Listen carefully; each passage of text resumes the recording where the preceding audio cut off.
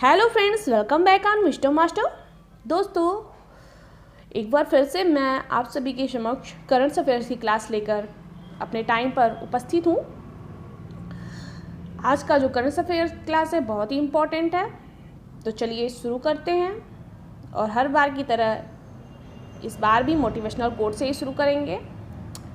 तो हमारा आज का मोटिवेशनल कोड है, सफल इंसान हमेशा विपत्तियों में भी मौके की तलाश करता है और असफल इंसान मौक़ों में भी विपत्तियां देखता है। तो जो असफल इंसान होता है, अगर वो हार जाता है, असफल हो जाता है, फेल हो जाता है, तो उसको भी एक मौके की तरह उस प्रयोग करता है, उससे सीखता है। अगर वो फेल हो जाता है एग्ज़ाम में, कोई स्टूडेंट है अगर एग्ज़ाम देता है, फेल हो जाता है, असफल हो जाता है, तो उससे वो सीखता है, वो अपनी गलतियों में सुधार करने का उसे एक मौका मिलता है।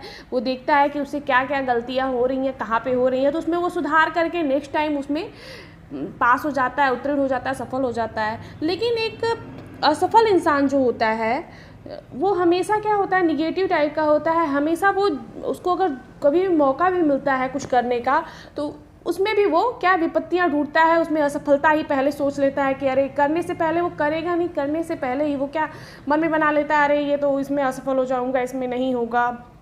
तो ऐसा नहीं करना चाहिए। हमेशा असफलता में, हार में, ठीक है, हमेशा सफलता खोजनी चाहिए, हमेशा पॉजिटिव रहना चाहिए, निगेटिव नहीं रहना चाहिए। इसीलिए कहते हैं ज़्यादा से ज़्यादा निगेटिव व्यक्ति के साथ नहीं रहना चाहिए, क्योंकि अगर कोई निगेटिव व्यक्ति होता है तो वो अपने साथ साथ जो लोग उसके साथ रहते हैं उनमें भी वो निगेटिविटी भर देता है। तो इसलिए हमेशा निगेटिव लोगों से दूर रहिए आप लोग। चलिए शुरू करते हैं आज के प्रश्न से। तो आज का जो हमारा पहला प्रश्न है वो है, नारी शक्ति पुरस्कार से कितनी महिलाओं को सम्मानित किया गया। जैसा कि कल अंतर्राष्ट्रीय महिला दिवस था 8 मार्च को, तो ये नारियों को प्रत्येक वर्ष सम्मानित किया जाता है, राष्ट्रपति द्वारा ये पुरस्कार दिया जाता है। ये एक सर्वोच्च पुरस्कार है, नारी शक्ति पुरस्कार, जो महिलाओं को दिया जाता है। तो देखते हैं कितनी महिलाओं को सम्मानित किया गया है। ऑप्शन इसका ए 39, बी 23, सी 26, डी 29। अगर आप सभी को आंसर आ रहा हो प्रश्नों का तो कमेंट बॉक्स में ज़रूर आंसर करिए। इससे आपको अपने टेस्ट का भी पता चलेगा कि आपको कितनी तैयारी है आपकी किस चीज़ में। तो आप लोग आंसर देते जाइए। चलिए हम इसका राइट आंसर देखते हैं। तो दोस्तों, इसका जो राइट आंसर है वो हो जाएगा डी 29। 29 महिलाओं को कल नारी शक्ति पुरस्कार राष्ट्रपति द्वारा दिया गया था। राष्ट्रपति जो है, हमारे राष्ट्रपति कौन है, रामनाथ कोविंद, ठीक है, सबको नाम पता ही होगा, रामनाथ कोविंद जी हमारे राष्ट्रपति हैं।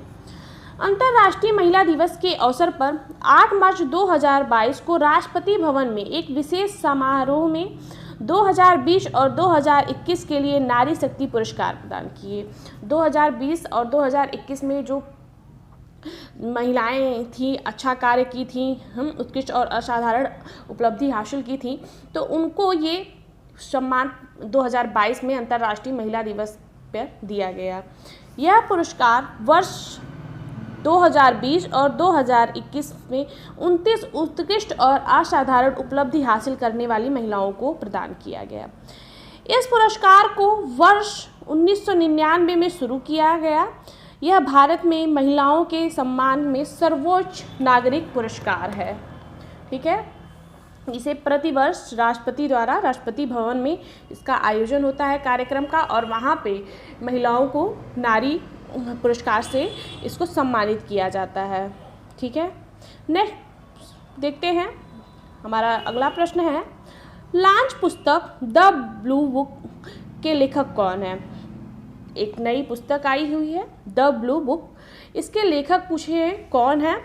तो बुक्स का नाम अक्सर पूछ लेता है एग्ज़ाम में कि जो नई बुक्स प्रकाशित होती हैं, आती हैं उस वर्ष में या 1-2 वर्ष पहले, तो उसका नाम दे देगा या फिर लेखक का नाम दे देगा। पूछ लेता है कि इस बुक के लेखक कौन है या इनकी बुक कौन है। तो आप लोग बुक्स को भी याद करते हुए चला करिए। एग्जाम्स में 1 नंबर का प्रश्न पूछ लेता है। तो इसका ऑप्शन देखते हैं। ए नरेश नारायण, बी अमितावा कुमार, सी विजय प्रकाश, डी इनमें से कोई नहीं। तो दोस्तों हमारा राइट आंसर हो जाएगा बी अमितावा कुमार। ये द ब्लू बुक के लेखक हैं। ओके, ये इस बुक में जो है ये कोविड-19 जो था उस महामारी के समय अपने अनुभव को ये इस बुक में लिखे हुए हैं। कोविड-19 के समय क्या क्या परेशानियां हुई, क्या क्या कैसा माहौल था, इन सब चीज़ों के बारे में द ब्लू बुक में इन्होंने लिखा है। ठीक है। क्वेश्चन नंबर 3, हाल ही में निर्मित आरोग्य वनम कितने क्षेत्र में फैला हुआ है?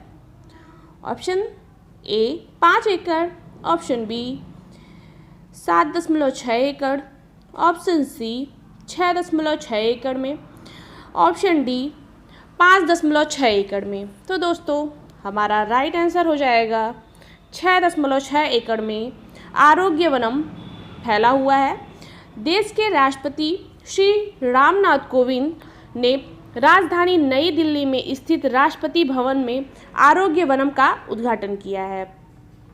आरोग्य वनम को शुरू करने का उद्देश्य आयुर्वेदिक पौधों के महत्व और मानव शरीर पर उसके प्रभाव को बढ़ावा देना है।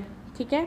तो इसका जो अभी सप्ताह स्टार्ट हुआ था, 1 से 7 तक इसका सप्ताह चला था, तो उसी के दौरान राष्ट्रपति रामनाथ कोविंद ने राष्ट्रपति भवन में आरोग्य वनम का उद्घाटन किया है और आयुर्वेद को बढ़ावा देने के लिए किया गया है।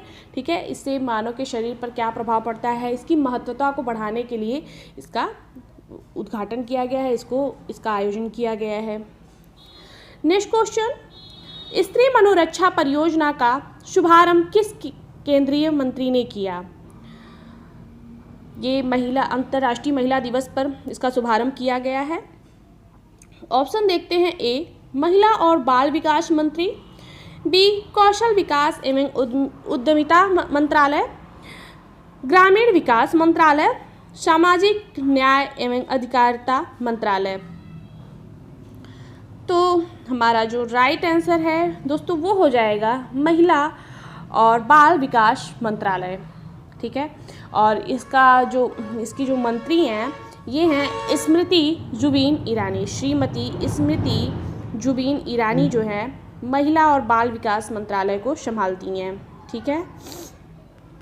और कौशल विकास एवं उद्यमिता मंत्रालय को जो है धर्मेंद्र प्रधान संभालते हैं।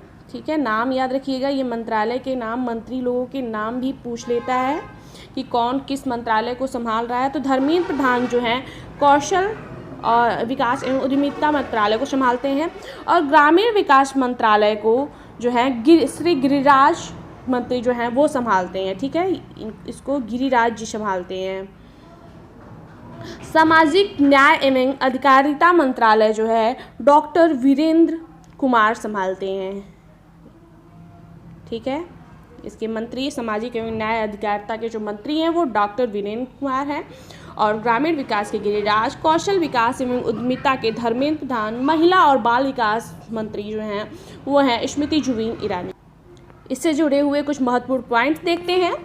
इस परियोजना का शुभारंभ अंतर्राष्ट्रीय महिला दिवस सप्ताह 2022 के दूसरे दिन किया गया है। जैसा कि कल हमने बताया था कि अंतर्राष्ट्रीय महिला सप्ताह स्टार्ट हुआ है, तो उसके जो दूसरे दिन इसका क्या हुआ, शुभारंभ किया गया। ठीक है। इस परियोजना का उद्देश्य देश की महिलाओं के मानसिक स्वास्थ्य में सुधार लाना है। इस जो परियोजना स्टार्ट हुई है ये महिलाओं के मानसिक स्वास्थ्य में सुधार लाने के लिए किया गया है।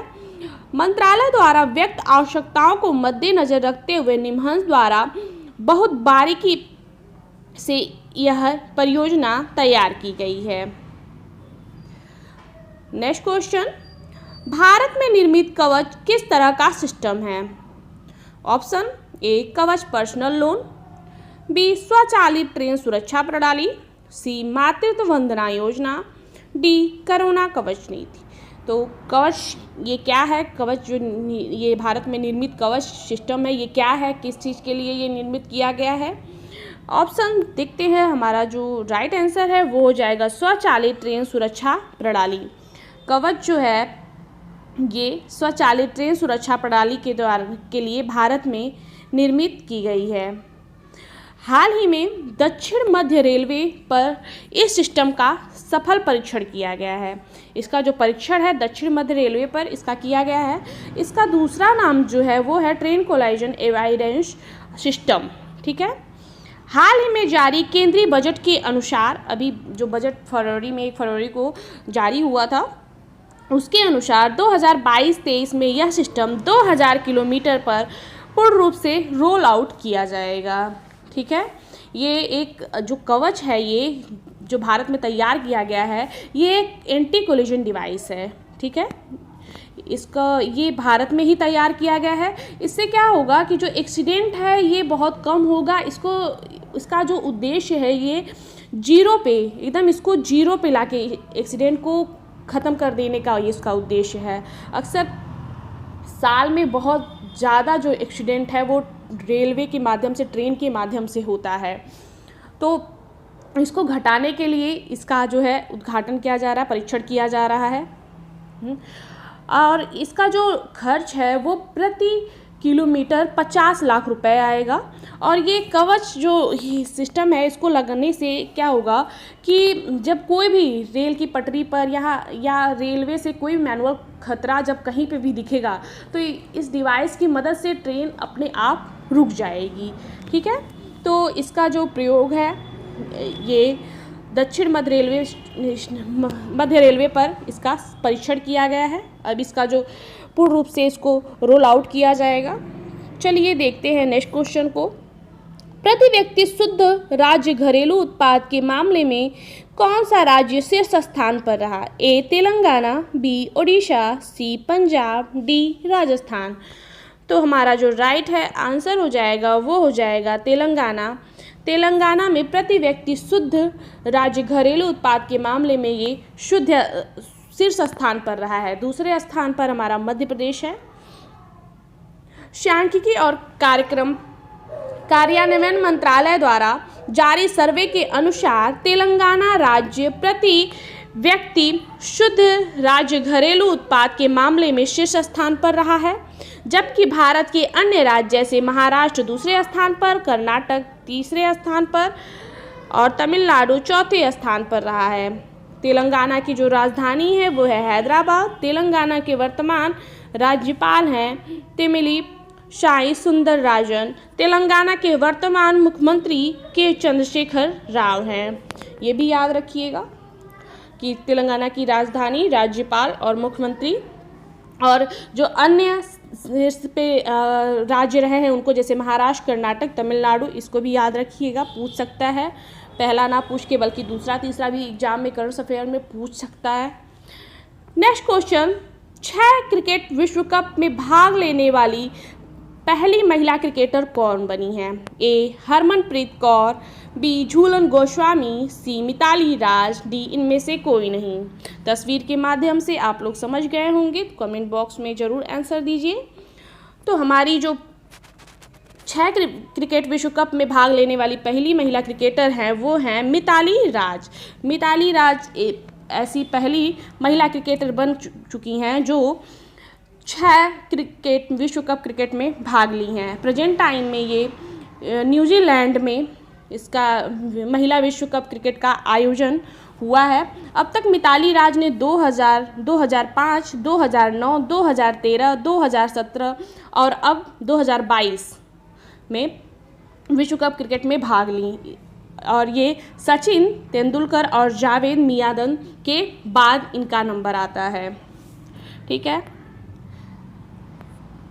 नेक्स्ट क्वेश्चन, लॉन्च पुस्तक the queen of Indian pop the authorised biography of Usha Uthup के लेखक कौन हैं? A Mahesh Mukund, B Vijay Devra, C Vikas Kumar Jha, D इनमें से कोई नहीं। तो दोस्तों हमारा राइट आंसर हो जाएगा विकास कुमार झा, जो हैं the queen of Indian pop the authorised biography of Usha Uthup के लेखक हैं।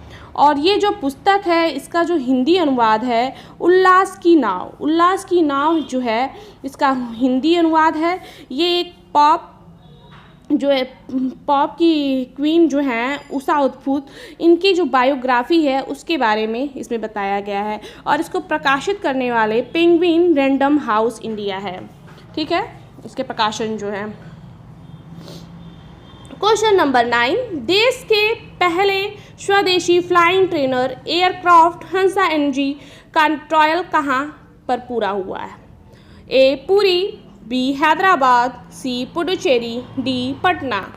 तो हमारा राइट आंसर हो जाएगा पुडुचेरी। पुडुचेरी में स्वदेशी फ्लाइंग ट्रेनर एयरक्राफ्ट हंसा एजेंसी का ट्रायल किया गया है। भारत का पहला स्वदेशी फ्लाइंग ट्रेनर एयरक्राफ्ट हंसा एजेंसी का ट्रायल पुडुचेरी में हुआ है। हंसा एजेंसी एनजी को 19 फरवरी को बेंगलुरु से पुडुचेरी के लिए उड़ाया गया, जिसमें 150 किलोमीटर प्रति घंटे की गति से 1.5 किलोमीटर घंटे में 140 समुद्री मील की दूरी तय की गई। इस विमान को वैज्ञानिक और औद्योगिक अनुसंधान परिषद CSIR और राष्ट्रीय एयरोस्पेस प्रयोगशाला NAL द्वारा डिजाइन और विकसित किया गया है। ये भारत में ही इसका पूर्ण रूप से विकास किया गया है और ये 155 किलोमीटर प्रति घंटे की गति से ये 1.5 घंटे में 140 समुद्री मील की दूरी तय की। नेक्स्ट क्वेश्चन, किस देश में भारत के राजदूत मुकुल आर्य का निधन हुआ? ए फिलिस्तीन, बी रूस, सी जापान, डी इनमें से कोई नहीं।